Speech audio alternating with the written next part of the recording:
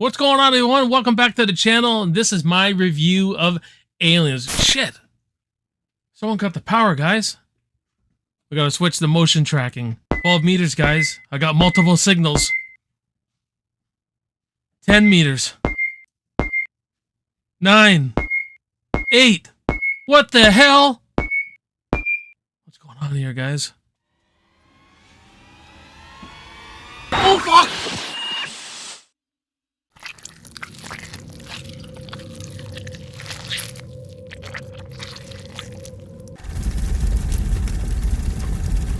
Aliens was released in 1986, directed by James Cameron and starring Sigourney Weaver, Michael Biehn, and Carrie Henn. Decades after surviving the Nostromo incident, Ellen Ripley is sent back to LV-426, re-established contact with a terraforming colony, but finds herself battling the alien queen and her offspring. What's going on, everyone? Welcome back to my channel. My name is Jason. You're watching Backtrack Cinema, and welcome to the beginning of the Alphabet Action Movie Challenge. And what is it? Every day of this month in July, I'm going to be going through a different action movie that starts with a different letter of the alphabet, and I have to go through the whole alphabet, so like 26 reviews and 31 days is the challenge. Is it going to be tough? Yes, but I know you guys are going to cheer me on, and this is just awesome.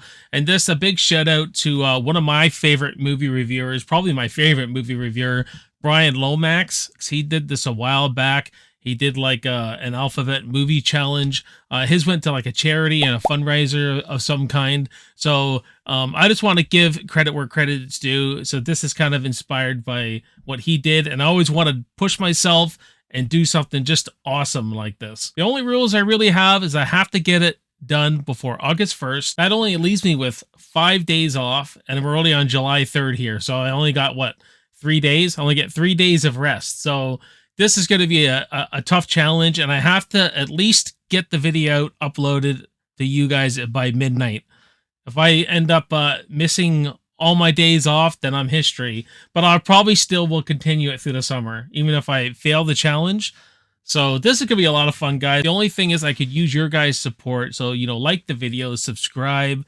Like every time you see one of the videos, try to share it around if you can. I would appreciate it so much. Well, in saying that, we are starting with one of my favorite sequels, one of my favorite movies of all time, as you guys know, Aliens from 1986. I mean, this is one of the best summer blockbusters, one of the best sequels. And what makes it such a great sequel is it didn't copy the first movie. It went for the fucking throat and gave us just a kick-ass action movie. We're on two camps here. The first camp loves Alien, that original, because of the mood and atmosphere and the suspense it creates and just the overall vibe and creepiness of that movie. Then you got the second camp, like me. I just love these kind of movies where it's full of action and characters and enough horror elements in this where you could still say it's a horror. But I would say it's more action with horror elements. It's very much like comparing T1 and T2, isn't it? T1 being, you know, really thick on the suspense and the horror, and T2 just being a full-blown out action film. One thing I always forget is that Sigourney Weaver was nominated for an Oscar for this performance, and rightly so. Just imagine if she won that Oscar. Like, not very often do you see someone win an Oscar for a movie like Aliens, or like a sci-fi action creature feature, whatever you have it. So that's just awesome to actually look back in history and see that, you know, her performance was that good, and it really is. Her performance is excellent. And I just really love how James Cameron handles Ripley, handles Sigourney Weaver's character, handles the continuation of Ripley. And the special edition is the best cut of this movie, I think. The theatrical version's great too, but there's a lot more characters fleshed out, especially Ripley's story, because we see her daughter, and that her daughter's not here no more, because she was floating around for 57 years.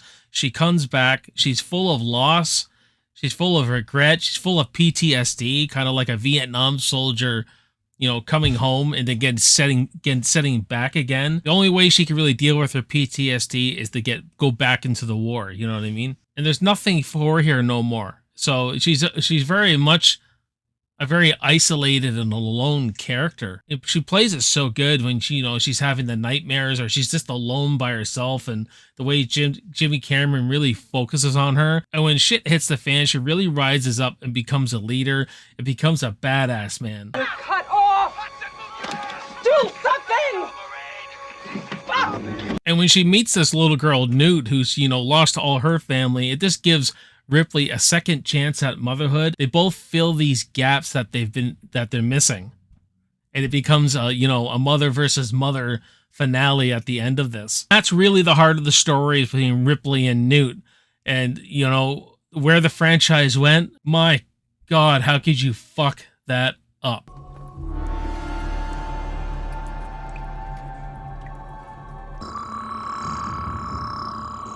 Fuck you, asshole. And what makes this movie so memorable is all the great characters with Hudson and Hicks and Vasquez and Gorman, all these characters, you know what I mean? And they all have these little, and that's what I want to talk about next, is they all have these little tiny arcs on their own that they go on that gives great satisfaction to the characters.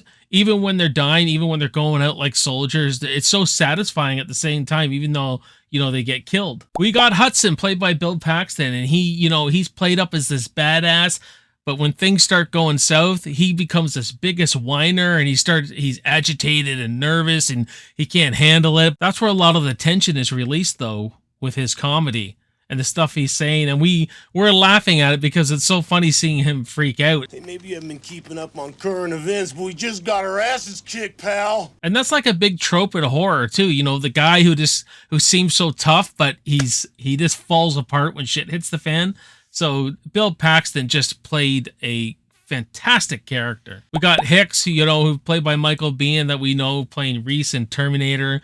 He just plays one of these soldiers so well, and I like how he's set up as a potential love interest for Ripley, but they don't push it, and they don't take you away from what's going on. It's just very subtle, and it's like one little moment, and you just feel like these two are going to connect. And what a lucky guy Michael Biehn, man. He's like the love interest of Sarah Connor and Ripley. How badass is that shit? I love the character arc of Vasquez and Gorman because, Gorman was responsible for killing the team when they were in the nest. And, Vasquez gets hurt. He runs after her, wraps her arms around her, and they just, they set the freaking bomb off, and it just wipes out these aliens. Just a great arc. And so she's like, yeah, I knew you were an asshole, Gorman. Just fucking perfect. Characters are fucking perfect in this movie. And we got Lance Hendrickson as Bishop. He's the cyborg on this, and with Ripley having that history of a cyborg almost killing her on the Nostromo. In this, Jimmy Cameron plays it really well because at times you're not too sure. You think Bishop's acting pretty sketchy, but he ends up saving the day. And that one scene where he gets ripped in half by the alien, the queen alien, that actually kind of terrified me when I was a kid. So, like, the horror elements are there, man. But he really ends up gaining Ripley's trust. And so those two have this another kind of arc on it. I mean, there's so many layers with the characters in this story. It's a lot more in depth than people give it credit for. The practical effects and the production sets just look awesome. Like when they're going into the nest, it looks amazing. And I think they only had 6 xenomorphs they made, the practical effects, but always looked like there's so much more. That one scene, when the aliens cut the power and they're in the ceiling and then they come out, and it looks like it starts to look like there's tons and tons and tons of them. You know what I mean? All in camera work, sound, perception, just how Jimmy Cameron handles everything with his directing. It's awesome. And the sound editing, the sound design is awesome. You watch this on a surround sound. It's one of the best experiences, man, because you can hear the aliens crawling everywhere, especially if you have a nice pair that's like on your back wall of your speakers and you have the nice subwoofer and everything. Me and my cousin Rob would watch this all the time, and he always had a kick-ass sound system, and it was just amazing. So many memories watching this with my family too, and my older cousin. And James Horner's score is absolutely epic too. He can be soft and somber. It goes big and epic, like at the end of the movie, but it just wants to capture the emotion. He has this nice soft and sombering music going on. Excellent stuff, and a score that I think could even rival a Star Wars score. I find your lack of faith disturbing. The action in this movie just set a whole new bar. That moment where the aliens cut the power, right from that moment, this movie puts the gas on and never lets off, and that's a signature thing with James Cameron films.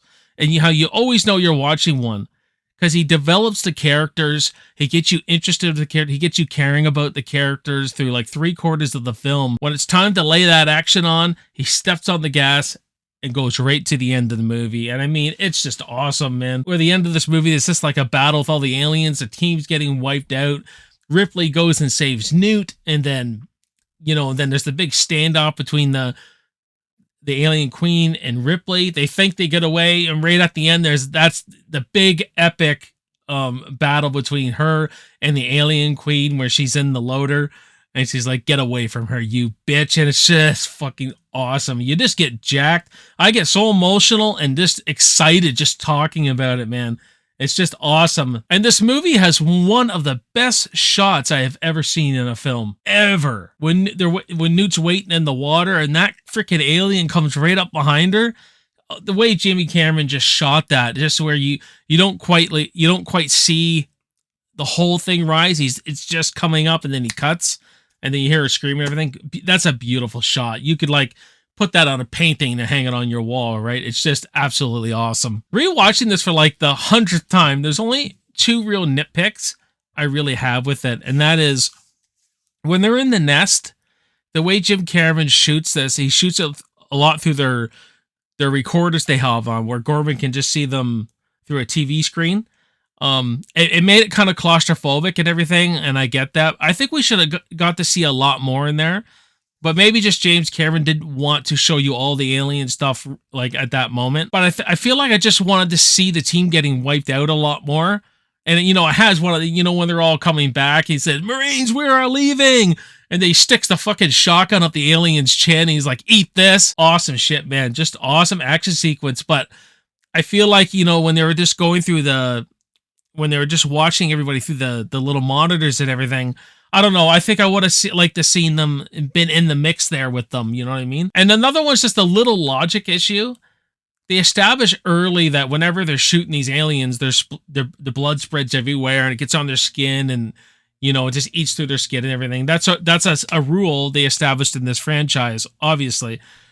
But when Ripley starts doing it, when she's saving Newt, like she's shooting them and she's like right in front of them, she gets no blood splattered on her at all, ever, right? I don't know. It's just a little nitpick. I know it doesn't matter. It's still an awesome movie, but maybe just she should have got just, you know, skinned her face a bit or something, or something, you know what I mean? Who knows why these things happen? Maybe it's just a little detail they're not thinking of. Maybe it's just like, you know, it's more makeup, it's more this, it's more whatever. It's just a little nitpick, guys. I mean, I'm about to give you my rating very soon, and you're going to find out it doesn't hold this film down at all. It's just something I noticed as being through my movie review glasses, you know what I mean? Aliens is awesome, guys. I absolutely love Aliens so much. This is one of my favorite movies of all time.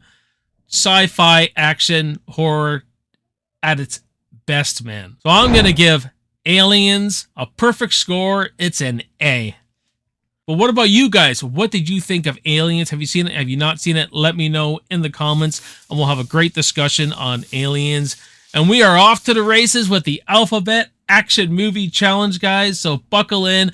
It's going to be awesome, and it's going to be fucking badass. So don't forget to go down the rabbit hole, click on other related content. I will see you next time. I will see you on the next review, and I will see you in the movies. Cheers.